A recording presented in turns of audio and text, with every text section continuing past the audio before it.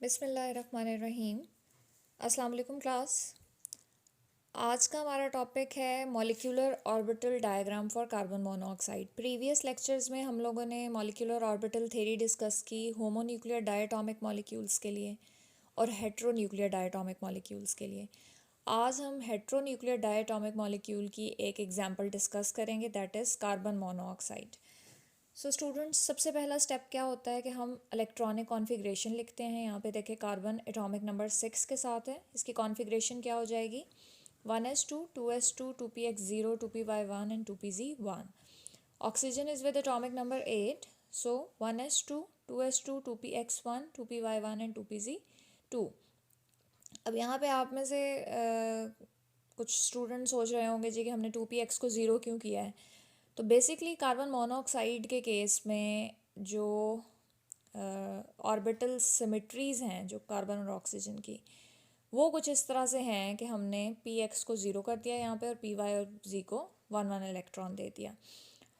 Carbon monoxide has 10 valence electron. ये देखें मैंने हाईलाइट किया है इसको, ये इनके वैलेंस शेल्स हैं। 4 इलेक्ट्रॉन्स देखें आ रहे हैं 2s2 और 2p2 कार्बन से, और 6 वैलेंस इलेक्ट्रॉन्स हैं ऑक्सीजन से, दैट इज़ 2s2 2p4। अब वन बाय वन हम देखते हैं कि क्या कैरेक्टरिस्टिक्स होंगे मॉलिक्यूलर ऑर्बिटल डायग्राम जब हम ड्रॉ करते हैं कार्बन मोनोऑक्साइड के लिए, तो कौन सी बातें हमें जहन में रखनी है। तो सबसे पहले देखें, जब हम मॉलिक्यूलर ऑर्बिटल डायग्राम ड्रॉ करेंगे तो यहाँ पे मैं आपके साथ एक चीज़ शेयर कर दूँ कि ये देखें जिस तरह से यहाँ पे मैंने ये ड्रॉ की है, आप देख सकते हैं इसके अंदर।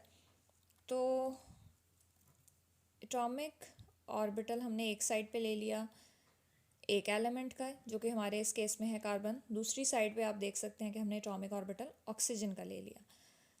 यहाँ पे अब आप देखें, जब हम होमोन्यूक्लियर डायटोमिक मॉलिक्यूल्स की मॉलिक्यूलर ऑर्बिटल डायग्राम ड्रॉ करते हैं तो वहाँ पे हम जो लेवल लेते थे, लेट्स से हम हाइड्रोजन ले रहे थे H2, तो उसमें आपको अगर याद हो तो हम देखें इस तरह से प्लॉट करते थे, ये 1s सेम लेवल पे रखा, एक लोअर सेट प्रोड्यूस हो गया, एक हायर सेट। तो इसे हमने कहा था जी ये सिग्मा है हमारा, sigma BMO bonding molecular orbital, और ऊपर वाले को हमने कहा था कि सिग्मा स्टार ABMO है। बहुत सिंपल सी चीज़ थी ये। 1 इलेक्ट्रॉन यहाँ पे आ गया, 1 यहाँ, तो दोनों लोअर में फिल हो जाएंगे, लोअर मॉलिक्यूलर ऑर्बिटल में। इसको हम इस तरह से भी कंसिडर कर सकते हैं कि ये 1s है, 1s स्फेरिकल न्यूक्लियस। इन्होंने जब मिक्स करना है तो इस तरह से हमारे पास सिचुएशन आ जाती है, ये न्यूक्लियाई हैं। अब इलेक्ट्रॉन्स जो हैं वो ये इस रीजन में रिवॉल्व करेंगे, स्टे करेंगे ज़्यादातर बिटवीन द टू न्यूक्लियाई। अब यहाँ पे हम जब कार्बन और ऑक्सीजन का केस ले रहे हैं कार्बन मोनोऑक्साइड में, तो जब हम इसके लिए डायग्राम प्लॉट करते हैं तो यहाँ पे हमने जो एटॉमिक ऑर्बिटल्स हैं हमने ऑक्सीजन का नीचे ड्रॉ किया और कार्बन का ऊपर। रीज़न क्या है? रीज़न इलेक्ट्रोनेगेटिविटी डिफरेंस है। होमोन्यूक्लियर में तो सेम इलेक्ट्रोनेगेटिविटीज़ वाले एलिमेंट ज्वाइन कर रहे थे, जबकि यहाँ पे आप देखें जिस तरह से यहाँ पे मैंने ऑक्सीजन लिया है, यहाँ पे कार्बन का एटॉमिक ऑर्बिटल है, तो यहाँ पे मैं आपको ले रही हूँ कि जिस तरह से इसके 1s और 1s कंबाइन कर रहे हैं। तो यहाँ पे अब हमारे पास 2 सेट्स ही प्रोड्यूस होंगे इस तरह से, एक हायर पे और एक लोअर पे। फिलिंग हमने कर दी। अब 1s की हम डायग्राम देखें, हमने 2s से ड्रॉ करना शुरू किया। 1s की शो नहीं की क्योंकि बॉन्डिंग और एंटी बॉन्डिंग वाले एक दूसरे के अफेक्ट को कैंसिल कर देते हैं, तो इसे हमें कंसिडर करने की ज़रूरत नहीं है। अब यहाँ पे आप देखें जब 1s की मिक्सिंग हो रही है तो ये मिक्सिंग थोड़ी सी डिफरेंट वे में होगी। किस तरह से होगी? सिमेट्रिकल नहीं होती, एक न्यूक्लियस है ये दूसरा। अब जो इलेक्ट्रॉन्स हैं ना वो ज़्यादा ऑक्सीजन के न्यूक्लियाई के क्लोज़र होंगे। क्यों? क्योंकि oxygen is more electronegative, oxygen का न्यूक्लियस ज़्यादा पावरफुल है, वो ज़्यादा अट्रैक्ट करेगा। तो यहाँ पे डायग्राम प्लॉट करते वक्त आपने ये बात जहन में रखनी है कि आपने ज़्यादा इलेक्ट्रोनेगेटिव एलिमेंट का एटॉमिक ऑर्बिटल लोअर लेवल पे प्लॉट करना है, ड्रॉ करना है, और जो एलिमेंट जिसकी इलेक्ट्रोनेगेटिविटी कम है उसका हम देख लें हायर लेवल पे करेंगे। जिस तरह से हमने 2s ले लिया यहाँ पे ऑक्सीजन का और यहाँ पे कार्बन का।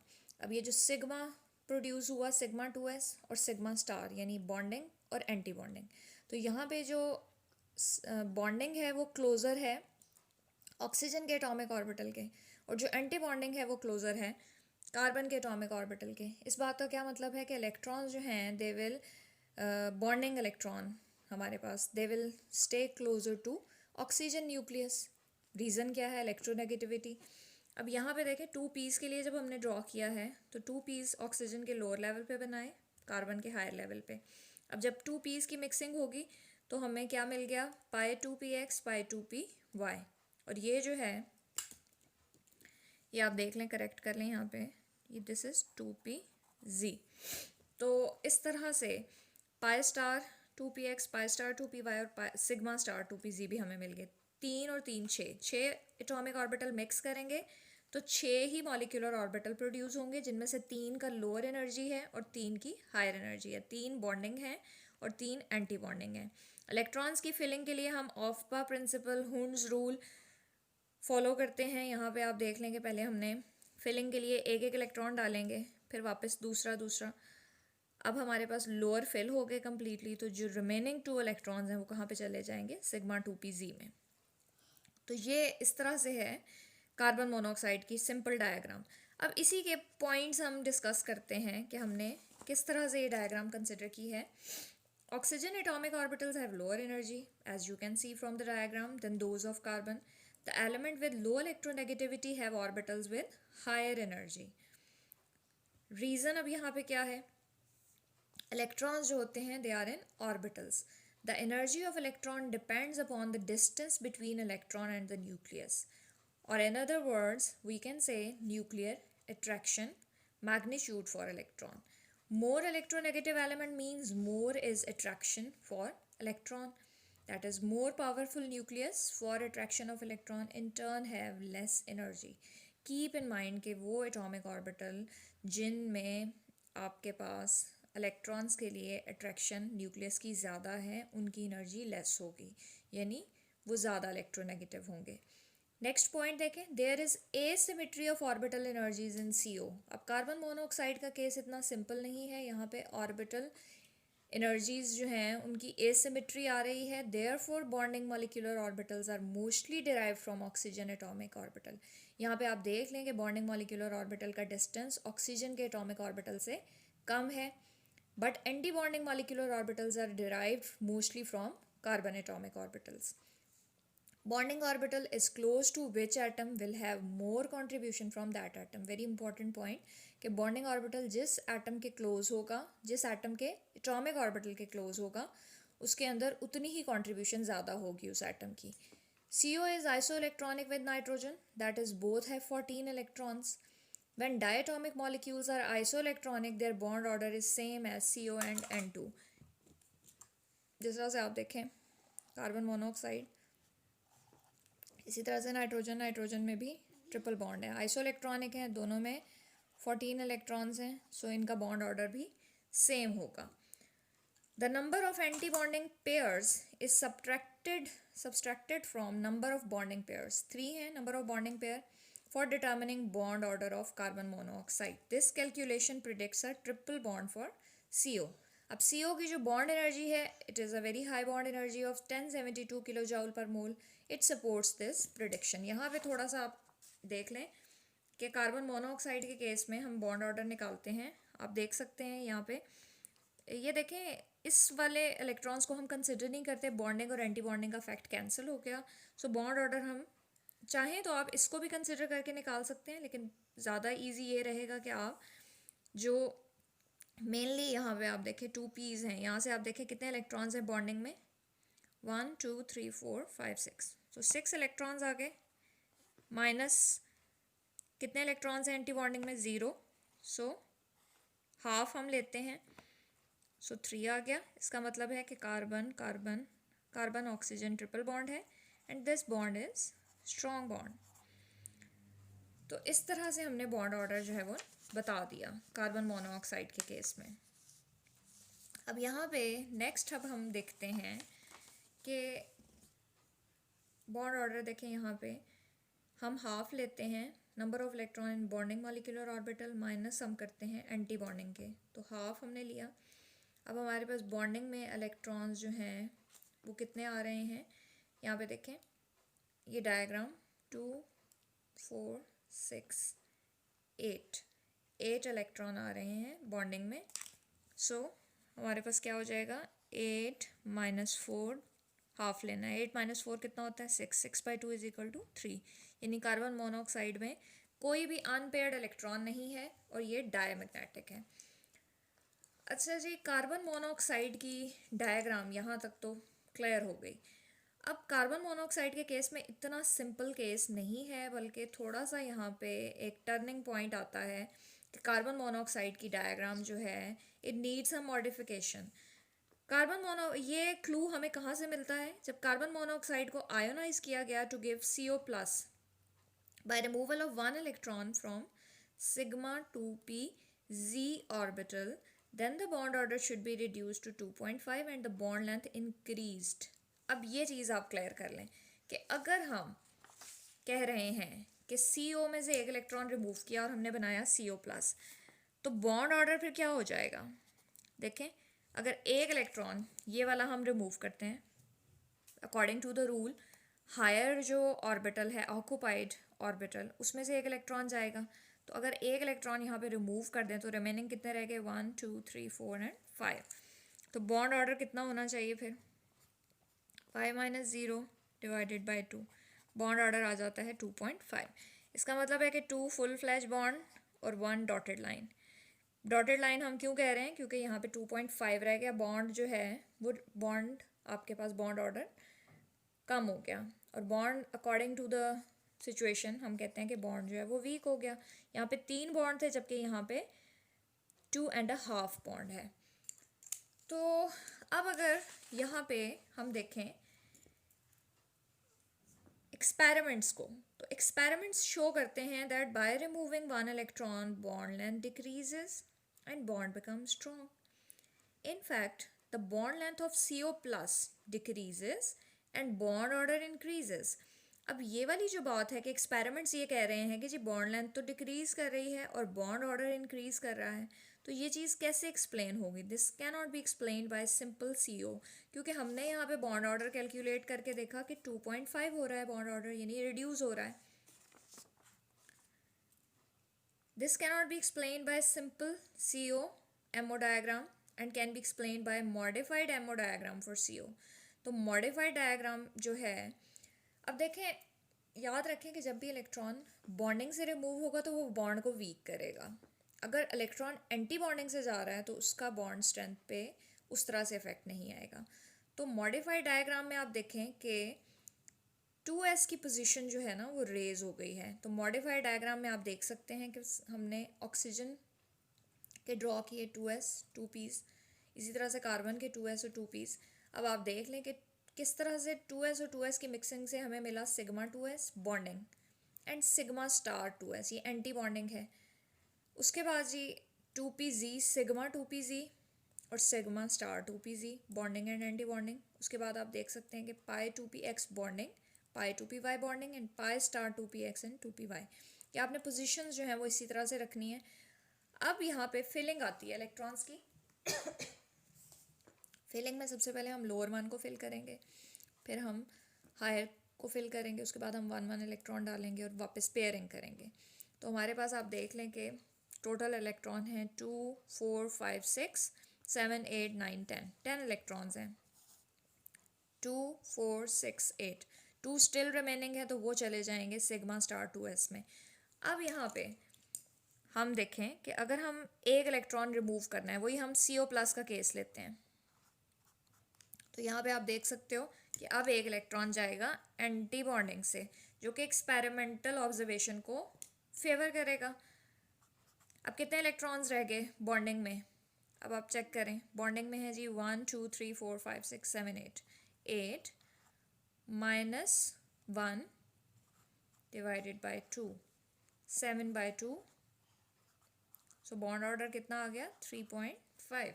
तो ये देख लें कि एक्सपेरिमेंट जो हैं वो एक्सपेरिमेंटली यही चीज़ प्रूव हुई है कि कार्बन मोनोऑक्साइड के केस में CO+1 के केस में बॉन्ड ऑर्डर जो है वो इंक्रीज़ करता है।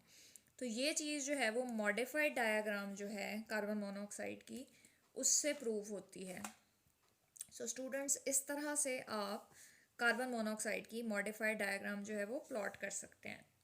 अब यहाँ पे हम एक और चीज़ भी डिस्कस कर लेते हैं, that is coulson treatment of carbon monoxide molecule.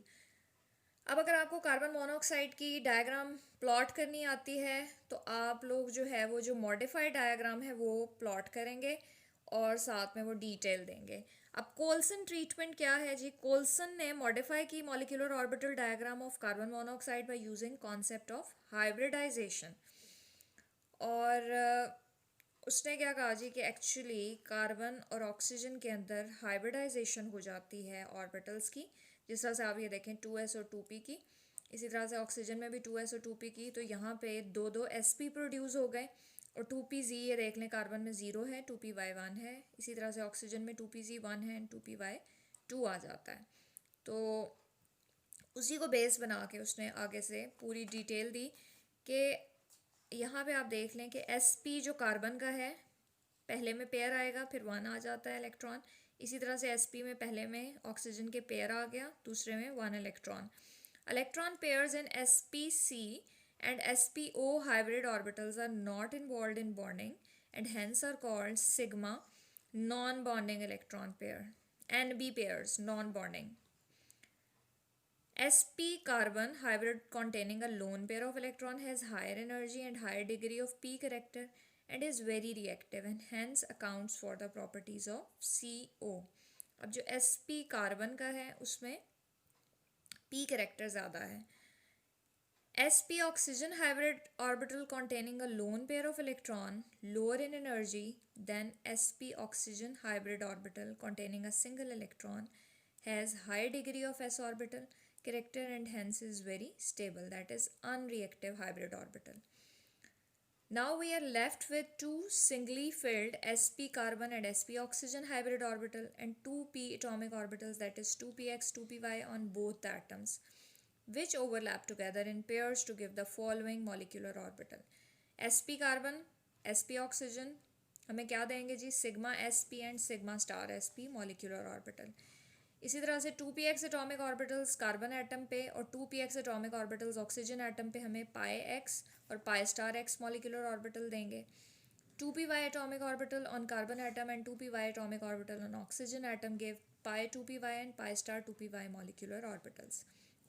अब डायग्राम आप देख लें कि किस तरह से मॉडिफाइड कोल्सन ट्रीटमेंट से जो डायग्राम आती है वो इस तरह से हम प्लॉट करते हैं कि हमारे पास एक साइड पे हमने एटॉमिक ऑर्बिटल कार्बन के बना लिए, दूसरी साइड पे एटॉमिक ऑर्बिटल ऑक्सीजन के। रूल्स वही हैं कि इलेक्ट्रोनेगेटिव के ऑर्बिटल्स जो हैं वो लोअर एनर्जी पे होंगे। आप देख लें कि sp oxygen with lone pair वो सेम लेवल पे आ जाता है, ये नॉन बॉन्डिंग है। sp ऑक्सीजन का जो सिंगल इलेक्ट्रॉन है वो sp कार्बन के सिंगल इलेक्ट्रॉन वाले ऑर्बिटल के साथ ओवरलैप करके सिग्मा sp और सिग्मा स्टार sp प्रोड्यूस करेगा।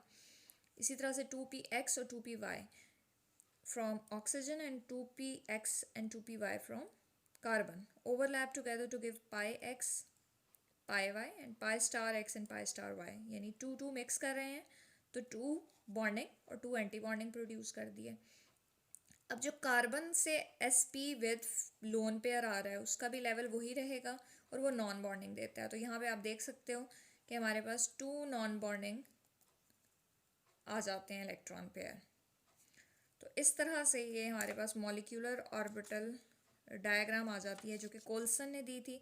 रिलेटिव एनर्जी आप ऑर्डर लिख सकते हैं यहाँ पे, किस तरह से लिख सकते हैं कि sp ये देख लें लोन पेयर आ गया, उसके बाद आ जाता है sigma sp less than energy to pi x bonding is equal to pi y bonding is less in energy than sp lone pair is less in energy than pi star x pi is equal to pi star y is less than in energy sigma star sp।